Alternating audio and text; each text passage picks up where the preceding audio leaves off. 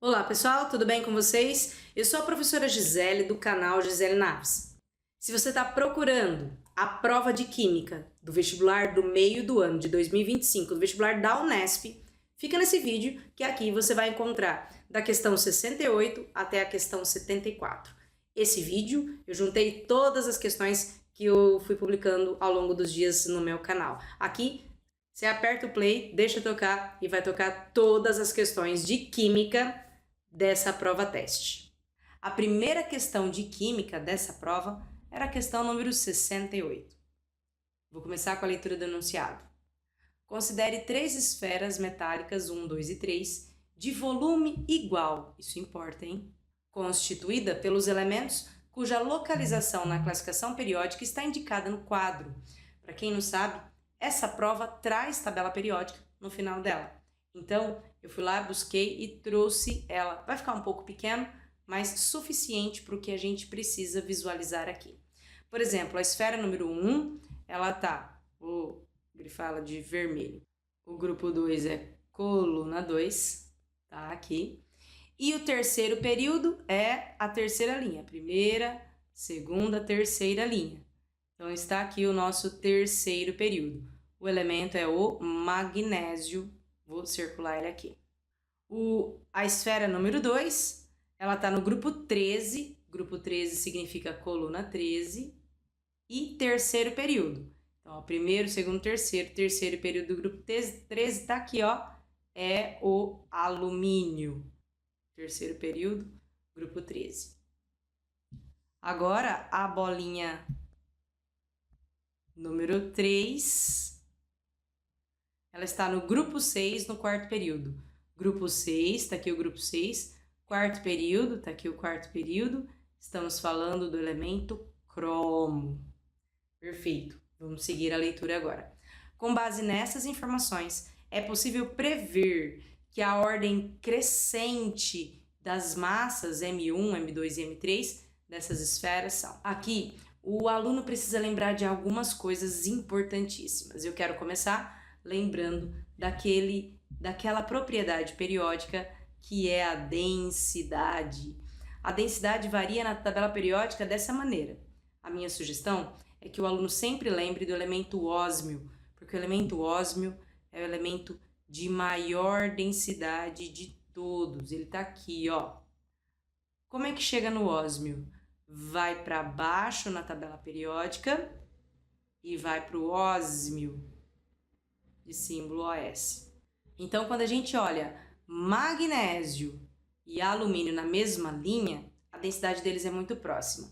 Mas quando a gente olha o cromo, que está na linha de baixo e mais perto do ósmio, vamos dizer assim, a gente sabe que então o cromo é o elemento de maior densidade, dentre esses 3 aqui.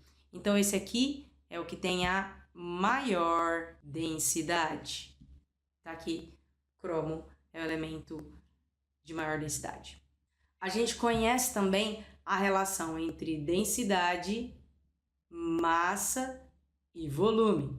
Quando os 3 materiais têm volume igual, o que a gente sabe? Que quanto maior a massa, maior a densidade. Então, o elemento de maior densidade, com certeza, vai ser o elemento de maior massa. Conclusão sobre o elemento 3, como ele tem a maior densidade, então ele é o que tem a maior massa. Sabendo disso, sabendo que o metal 3 é o de maior densidade, eu só tenho essas duas aqui de opção real. Ou é a B ou é a D. E agora eu tenho que tomar uma decisão difícil sobre quem é que tem maior densidade. Será que é o magnésio ou será que é o alumínio? Mas aí no comparativo a gente pode tentar comparar com o ósmio. Veja só. Olha a distância do cromo do magnésio para o ósmio. Olha a distância do alumínio para o ósmio. Acho que dá para perceber que o alumínio está um pouco mais perto do ósmio. Olhando para a coluna, o alumínio está mais perto do ósmio, que é o elemento mais denso de todos. E além disso, a massa molar do magnésio é 24, a massa molar do alumínio é 27. Então, nessa análise, quem tem mais massa é o alumínio. Então, esse é o segundo. Se o alumínio é o segundo, o magnésio é o de menor densidade e, por isso, também o de menor massa. Se o primeiro, que é o magnésio, é o de menor massa, tem que começar com essa opção. E a única que começa com M1 e termina com M3 é a alternativa correta. Gabarito, letra D. Essa questão, então, abordou propriedade periódica, densidade e a relação entre densidade e massa. A questão número 69. O enunciado dela nos trouxe: com o passar do tempo, o óxido de magnésio MgO puro, quando armazenado em um frasco não hermeticamente fechado, torna-se impuro, pois absorve umidade do ar, transformando-se parcialmente em hidróxido de magnésio MgOH2, conforme a seguinte reação. Óxido de magnésio absorve água e forma o hidróxido de magnésio. Essa reação pode ser revertida por aquecimento, regenerando-se assim o óxido de magnésio. O hidróxido de magnésio, então, quando aquecido, forma o óxido de magnésio e a água. Bom, uma amostra de 5,8 gramas do óxido de magnésio impuro foi colocada em um cadinho e submetida a uma calcinação.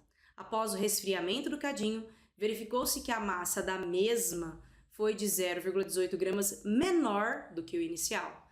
Com base nessas informações, o grau de pureza do óxido de magnésio impuro nesta amostra era cerca de...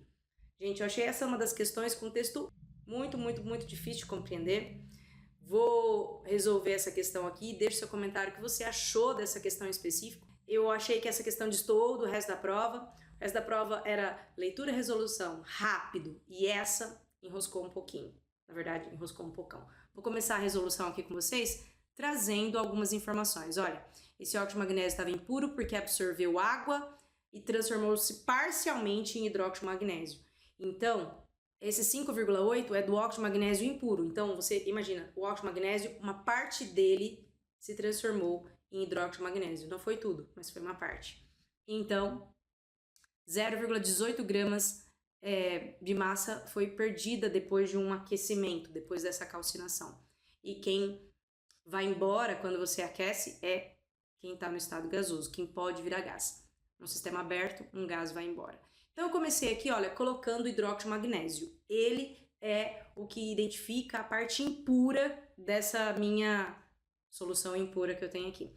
Ele, quando aquecido, vira o óxido de magnésio, de volta, e ainda água.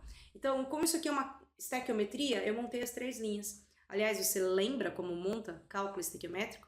Se você tiver interesse de assistir um vídeo em que eu te ajudo a resolver passo a passo o cálculo estequiométrico, vou deixar um link aqui para vocês. Bom, agora então, descemos o molde que nos importa, que é o hidróxido de magnésio e a água, e a informação de que 0,18 gramas de massa foi perdida. E como a gente conversou agora há pouco, e se não ficou claro que fique, a água é que é evaporada. Quando o texto te fala que uma certa massa foi perdida, tem que ser uma massa de algo que pode ir embora. E quem pode ir embora é gás. E se você olhar aqui na equação, ó, a água está no estado gasoso aqui.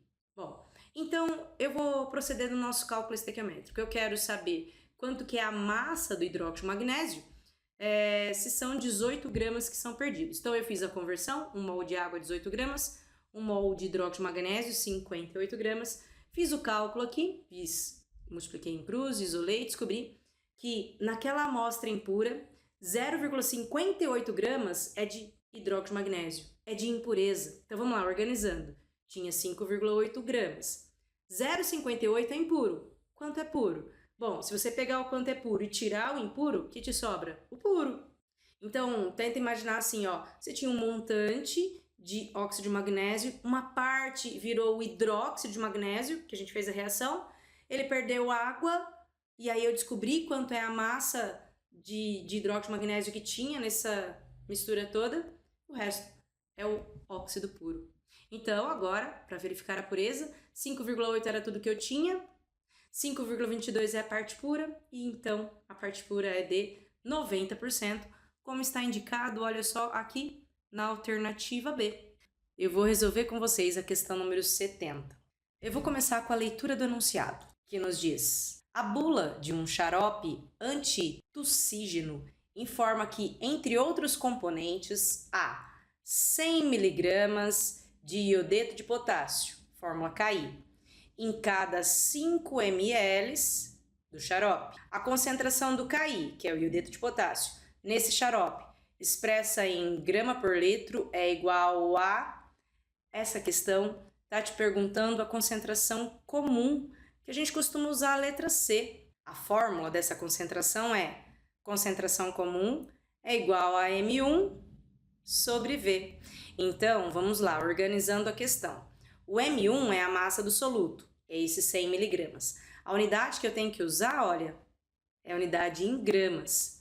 100 miligramas, para passar de miligrama para grama, é só você fazer dividido por 1000 ou vezes 10 a menos 3. Eu passei essa massa de miligrama para grama. E vou dividir pelo volume, que é de 5 ml. Tem que passar esse volume para litros. 5 ml é 5 vezes 10 a menos 3 litros. Então, nessa questão, praticamente, está me cobrando a fórmula da concentração comum e também conversões. De miligrama para grama, faço vezes 10 a menos 3. De ml para litro, faço vezes 10 a menos 3. Você vai fazer cálculo, você vai se livrar desse 10 a menos 3, corta aqui. Deu 100 dividido por 5, como indicado na alternativa A. Uma questão tranquila que abordava o tema concentração comum das soluções. Se você quiser assistir um outro vídeo parecido com esse, eu tenho alguns exercícios de vídeos curtos. Vou deixar a indicação de um deles aqui para você praticar mais questões desse tema. E a questão número 71. E eu vou começar a resolução com a leitura do enunciado. A solubilidade de um gás em um líquido pode ser estimada pela lei de Henry, que pode ser descrita pela equação S é igual a KH vezes P, em que S é a solubilidade, o KH é a constante de Henry em determinada temperatura para determinado solvente e P é a pressão do gás em contato com o líquido. A constante de Henry para o CO2 em água a 20 graus Celsius é igual a esse número que você está vendo aqui, ó, 2,3 vezes 10 a menos 2, e aí você tem a unidade dessa constante. Agora a questão. Com base nessas informações, calcula-se que sobre pressão de 0,03 atm e temperatura de 20 graus Celsius, a solubilidade desse gás é de aproximadamente, utilizando a constante que foi dada nessa temperatura, utilizando a pressão dessa temperatura, eu vou calcular a solubilidade usando a fórmula oferecida. A solubilidade é igual à constante que multiplica a pressão. Então, bora fazer conta, gente. A solubilidade, então, vai dar a constante, que é 2,3 vezes 10 a menos 2 e mol por litro atm, vezes a pressão, que é 0,03. Então, eu vou fazer conta. Eu sugiro sempre que você transforme números em potência de 10. Por quê? Veja só, esse 0,03 você pode trocar por 3, que multiplica 10 a menos 2. Porque ó, você andou para a direita, 10 a menos 1, 10 a menos 2. Agora fica um pouco mais fácil a sua conta. Você vai fazer 3 vezes o 2,3. 2,3 vezes 3, ó, de cabeça. 3 vezes 3, 9. 3 vezes 2, 6. 6,9. Aí, o 10 a menos 2 vezes 10 a menos 2. Lembra o que você faz? Mantém a base, soma os expoentes, vai dar 6,9, 10 a menos 4. A solubilidade aqui é dada em mol por litro e o gabarito é a alternativa E. Eu quero comentar com todo mundo que não faz parte dos nossos estudos mais comuns essa fórmula. É bem raro a gente estudar essa fórmula. Porém, aqui o aluno só tinha que aplicar a fórmula. A questão deu a fórmula, deu os valores da fórmula. Você tinha que pegar e jogar na fórmula e descobria então o valor da solubilidade. A questão número 72. O enunciado era bem longo. Juntei tudo para caber aqui nessa página para resolver com vocês. O enunciado nos dizia: o nióbio é um metal que exibe características notáveis. Em sua forma mais pura, é macio, dúctil, altamente resistente à corrosão. Por meio de processos metalúrgicos, obtém-se produtos de nióbio que encontram inúmeras aplicações, como em carros, estruturas de edifícios e pontes, turbinas de avião, aparelho de ressonância magnética, marca-passo, sondas espaciais, foguetes, tubulações de gás, componentes eletrônicos e baterias. Tem uma referência e, finalmente, a pergunta.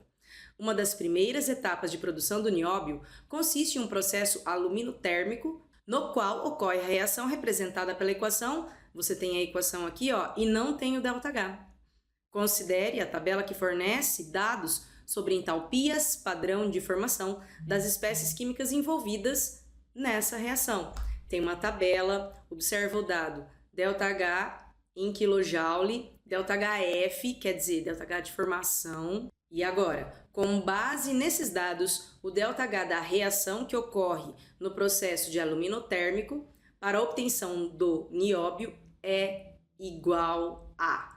E aí, gente, você tem as alternativas. Para resolver um exercício como esse, você tem que ter a equação e ele te forneceu. Vou trazer ela aqui um pouco mais ampliada para a gente ver um pouco melhor. E aí, a questão também te deu a formação de cada substância. Tá aqui, ó. Então, o seu papel é substituir valores. Por exemplo, ó, NB2O5 tá aqui e vale 1900. E você vai procurar anotar esse número, não esquece do sinal, 1900 negativo, e você vai multiplicar esse número por 3, devido ao número do balanceamento indicado. Olha só, a próxima substância, alumínio, entalpia de formação é 0. Você até pode colocar aqui 10 vezes 0, vai dar 0. E aí, olha só que simpática a Unesp foi aqui. Ela te contou que a entalpia de formação do alumínio é 0, mas você precisava lembrar que substância simples, em sua forma mais estável, ela tem entalpia de formação 0. Mas aqui a tabela deu, sofrimento mínimo, olha só, 6 mols do nióbio, 6 vezes 0, de novo, vou anotar aqui, e do óxido de alumínio, o número é menos 1676, e tudo isso você vai multiplicar por 5, porque o número do balanceamento está aqui. Bom, gente, agora você vai ter que fazer conta. Você vai multiplicar 3 por 1900 e vai somar com esse do alumínio que é 0. Então, o que você vai fazer? Você vai fazer a soma da entalpia dos reagentes e dos produtos. Então, você vai fazer a soma dos produtos menos a soma da entalpia dos reagentes. Para você calcular, adivinha quem? ΔH. Então, a fórmula é ΔH é a somatório da entalpia dos produtos menos somatório da entalpia dos reagentes. Gente, agora não tem jeito. Agora eu tenho que fazer cálculo. Vou fazer aqui pra gente, ó. 3 vezes 1900, ó. 0, 0, 27, vai 2. 3 vezes 2, 3 vezes 1, 3 com 2 que tinha ido, 5. 5.700, negativo. Agora vamos nessa etapa aqui. 6 vezes 5, 30, sobe 3. 5 vezes 7, 35, com 3, 8, sobe 3. 5 vezes 6, 30, com 3, 33. Tem 3, 8. Negativo. Então, vamos substituir, ó. Menos 8.380, menos o menos 5.700. Essa matéria agora, gente, a maior parte dos estudantes acabam errando por conta do jogo de sinal. Então, aqui vai ficar menos 8.380, o menos, que multiplica o menos, fica mais 5.700. Agora, como eles têm sinais diferentes, eu vou fazer a diferença entre eles e manter o sinal do maior, que é negativo. Feita essa conta, eu chego em 2.680 kJ, como está indicado na alternativa B, que é o gabarito dessa questão. É a questão 73. O enunciado nos trouxe: uma startup chinesa anunciou a criação de uma bateria nuclear em miniatura capaz de fornecer eletricidade por até 50 anos sem a necessidade de recarregamento. Essa bateria, menor que uma moeda, é formada por camadas contendo isótopos de níquel intercaladas com camadas de semicondutores de diamante sintético. As partículas beta negativa, elétrons, emitidas pelo isótopo de níquel, em seu decaimento nuclear, são absorvidas pelo semicondutor de diamante, gerando uma corrente elétrica fornecida pela bateria. E você tem uma foto e também uma legenda dessa foto. Agora a pergunta: como resultado do decaimento do níquel 63 presente nessa bateria, forma-se o isótopo? Para você responder essa questão, e você tem aí algumas opções, o ideal é a consulta à tabela periódica que é fornecida no final dessa prova. Eu trouxe ela aqui para a gente consultar. Bom, acontece que quando tem decaimento radioativo, a gente faz assim, ó. O níquel, símbolo Ni, número de massa 63, e aí a gente tem que consultar a tabela periódica e procurar o níquel. Ó, ele tá aqui. Para a gente saber o número atômico, tem que olhar a legenda da tabela. Onde fica o número atômico? Em cima, no quadrado. Tá aqui, 28 é o número atômico do níquel. Segundo o nosso texto, esse isótopo do níquel, ele emite partícula beta. Olha o texto. As partículas betas emitidas pelo isótopo de níquel, então níquel emite beta. A beta é uma partícula radioativa que tem um número de massa 0 e carga -1. E aí eu preciso descobrir que elemento misterioso é esse, que eu vou por aqui.